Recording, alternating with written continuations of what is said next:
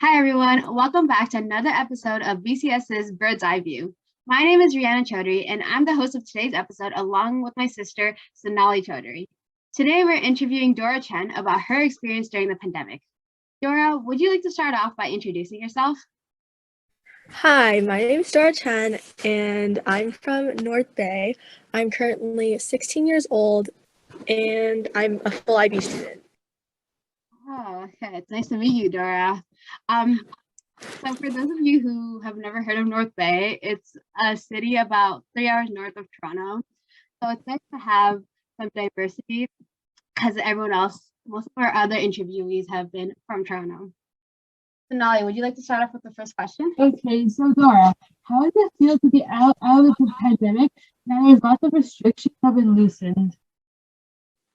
So, after all the restrictions were loosened, my family, we were very cautious about just still wearing your mask and stuff because my mom worked at the health unit and she's her job is to kind of measure the intake and outtake of the COVID-19 um patients. So she had a clear vision of she had a clear graph. She could see how many people actually had COVID at once. And the timing of my city, especially when the restrictions were being lifted, the number of people that still had COVID in our city like was big compared to other cities. So my family was very cautious about the restrictions being limited. All of my friends, they were taking out their masks, but my mom kept wanting me to put my mask on. So that was one negative thought that I had, just I couldn't be like everyone else. But the overall aspect of the restrictions being lifted, I was very happy about because everything was going back to normal. Restaurants were opening. I could finally go out and do stuff with my friends. And it's just established more of a normal pace to the world, which I was really happy about, and it reminded me and brought us back, and will keep bringing us back to the pre-pandemic days. Okay, nice. Yeah, it's definitely really nice to be able to see people again and then being able to do a lot of things that you weren't able to do before, catching up on all those missed opportunities. The next question was, how did the pandemic affect your mental health? The pandemic actually affected my mental health quite a bit because during the pandemic, the only connection that I had with the outer world was through social media. And on social media, everyone you follow, for me especially, I followed a lot of big named influencers at that time. And during the pandemic, I was very young, I was in grade 8. So I didn't really have the mentality and mindset that I have nowadays. I always thought I had to that um the Instagram influencers were the expectation, and I always thought why can't I look like them, why can't I do this the influencer and yada yada yada like that. So it affected my mental health in just the comparison type of way. I always thought I had to be compared to this person. My mom, she would always show me Instagram posts saying oh, during the pandemic this robotics team made this UV sterilizer, and she was why didn't you join the robotics team, you could have been doing this. So it just gave me since I had no other connections in the outer world, I couldn't really see what everyone was doing in real life. It was all an expectation that was projected through social media. So yeah, that affected my mental health a little bit, just with the comparison. But ever since we've been getting back to normal, my mental health has been definitely getting better because I can see that everyone has tough days.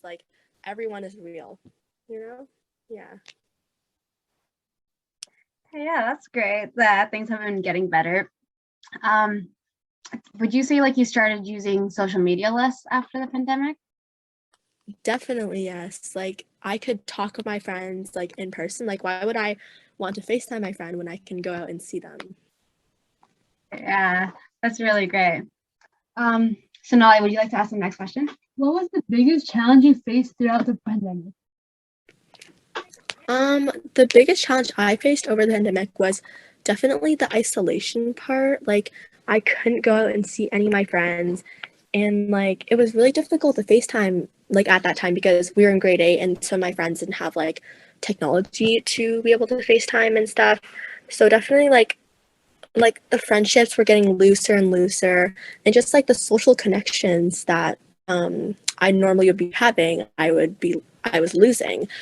And so yeah, I just didn't like the isolation. Like some days I would like only go out of my room a few times to talk to my family, and just like that kind of like just drifted everything apart and just gave me a sense of like aloneness that I felt. Like I just felt very like alone and isolated in my room. And yeah, the pandemic definitely gave me that. So that was very sad, but it's okay now. Okay. So would you say that you got to recover those relationships, or do you have to start from scratch and make new friends after the pandemic? Well, like the good type of friends are like friends that you can not talk to for like a long time, and after you talk once you like build so much more relationship with them. And I was so lucky that like all my friends were like in that kind of relationship with me. So after the pandemic, even though all my friends were so apart and so isolated, it was very easy to just like fall back into our regular routine of like saying hi to each other, greeting each other, telling each other about like little stories that we experienced throughout our days. Like it was very easy to like fall back into that routine of just like everything and like the social component. Yeah, it's very easy for me to like fall back and like regain some of that social connectivity I had with everyone. Okay, that's great. That's really sweet that you have such a good connection with your friends. Um, our next question is, what is a lesson that you learned during the pandemic? Okay, I had to think about this one. Um, Probably that you can like never take anything for granted. Like before the pandemic, like we were like before anything happened in the pandemic, like during March break, everyone was just talking about like a little virus that was happening in China. And so nobody thought it would become so big. So we all said our goodbyes. Like I don't even think I hugged my friends because I was like, oh, we'll see each other like right after March break, right? But then I took that for granted. But then when the pandemic happened, like I couldn't see them for basically like months. So I just learned that you have to take everything for granted. Like you never know when the next time you're gonna say goodbye to someone is. So like now, even if like going home after school, like I always say a genuine goodbye to like all my friends and stuff. Oh, that's really sweet. That's like a really good lesson that you learned. Yeah, thank you for all your responses. They're very unique and insightful. Are there any other stories that you would like to add about the pandemic or online learning?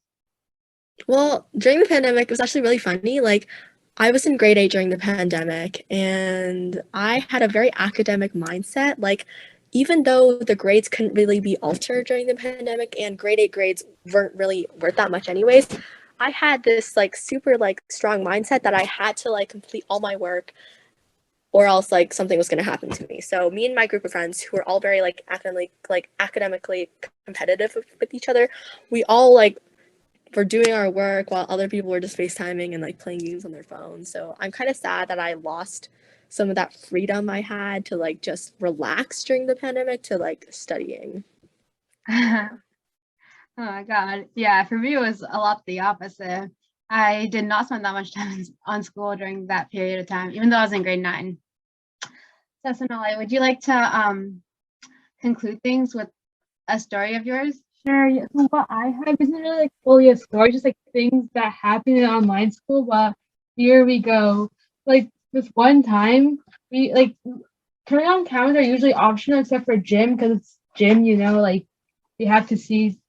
So there was one kid. I guess he wasn't ready for school. He was brushing his teeth with the camera on, which I thought was interesting. But like the teacher didn't end up saying anything at all. And then there was also this one kid that felt the need to raise his hand up, turn his mic just to ask for the bathroom. And it's not like he went to the bathroom every once in a while. He went a lot, so like he just like decided to do that. And then also that one kid that wore a mask in online school. So these are just like weird kids, not really stories, but so that concludes this episode of Bird's Eye View. Thanks again, Dora, for answering these questions. If you enjoyed, please remember to tune in for next time. Okay, bye everyone.